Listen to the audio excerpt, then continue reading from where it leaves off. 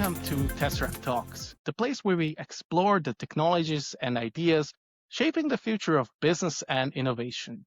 I'm your host, Marko, the founder and CEO of Tesseract Analytics, and today we're discussing a shift that could fundamentally change how banks interact with customers. For decades, banking experiences have been designed around people. But what happens when an AI agent begins acting on behalf of customer or business? Recent research from OvationCXM suggests that the future may be arriving faster than many expect.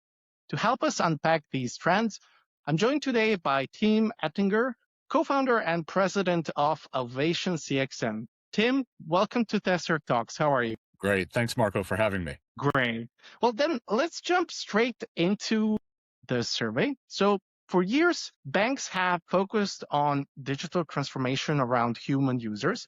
Your latest research suggests we may be entering an era where AI agents become active participants in financial workflows. How significant is this shift? And were there any survey findings that surprised you about how finance leaders view agentic AI today? Yes, there were. I mean, I think the headline is that, sort of AI agents are becoming a new banking channel and a new way of clients interacting with banks that banks are going to have to think through. How do I orchestrate their activities? How do I, sort of control how they use my systems to support it safely? I mean, as we probably know, financial officers inside of commercial banking clients are already using automation. They're already using AI agents inside of financial workflows for their own work, closing the books, reconciling payments, looking at accounts receivable, accounts payable. And those are being built inside of their, sort of accounting systems and financial management systems. And as they look at those automations, they're finding a lot of benefit. So naturally, the next extension of that is, well, wherever one of those workflows that I'm managing needs to touch a bank, I'm going to have the agent do that.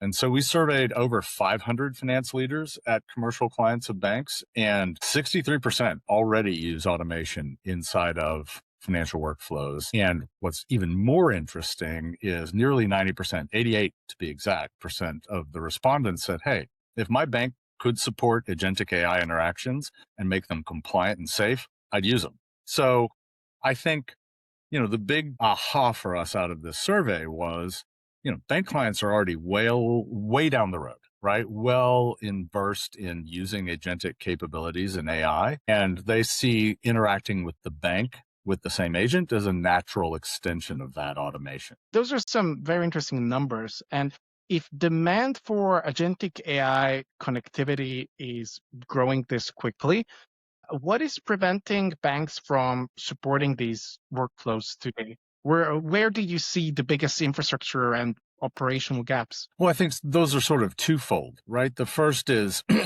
having the ability with a transaction control layer, agentic control layer, the ability to identify, manage, and sort of permission those agentic clients the way that you do humans today. But even more important, the underlying infrastructure. And OvationCXM has spent quite a bit of time with banks solving this issue. The orchestration that you need across multiple systems, teams, even, some third-party providers that banks use to supply solutions and services to their clients, that orchestration needs to be in place for that agentic interaction to actually be useful to the commercial client. So, most banks today are built to recognize a human customer, an employee of a client, and traditional applications. But the challenge that they've got today now is, okay, well, an AI agent comes in, who's authorized it, who can act, what can it access, what can it initiate? Where do I need to go back and get human approval in addition to the agentic capability? And so if you can't orchestrate the underlying workflow for that client, you're not in a great position to respond to agentic. You're also, quite frankly, not in a great position to respond to human interaction, but humans tend to brute force their way through that confusion. So banks need that orchestration layer and then that registration and management layer on top to be able to meet the demand that we're seeing in them. And one of the key themes in your report is the need for a governance layer between AI agents and financial systems. What does that governance layer actually look like, and why is it becoming so critical? Well, governance layers exist today for human interaction, right? I register a user from the client, I establish permissions, I do authentication of that client. You need those same capabilities in place for an agentic, essentially an agentic avatar of that human client. So, customers will show up, we think, primarily with their own agents, and those will be built either by themselves internally or through the third parties that they use for financial systems, the Oracles, the SAPs, the Intuits of the world. But so what does the bank need to do to make interaction with that agent work? It starts with identifying it, right? Who owns this? What relationship does it represent? What is it authorized to do? Then you go to sort of, all right, well then what is that agent allowed to do inside my systems? What are the permissions? How do I track and set transaction limits, for example? Where do I need human approval? What are the execution paths that are approved? How do I monitor this? How do I revoke permissions? And how do I, most importantly, for compliance and risk management, how do I create end-to-end management and audit around that agent? And we think that process of accommodating agents will probably be like everything you've seen in banking, sort of a phased approach. It'll start with agents showing up and saying, hey, I need to read a balance. I need to check whether a deposit cleared. I need to know what my available line of credit is for today for, an operating purchase or a product purchase. And then from there, you'll get into the traditional things like onboarding, servicing, and then, financial transaction initiation. Again, back to the survey, 51% of these respondents said, hey, it's important that banks support agentic workflows and that they support my agentic avatars essentially in my banking systems. And again, 88% said, look, it's secure, compliant, we'll absolutely expect to use that.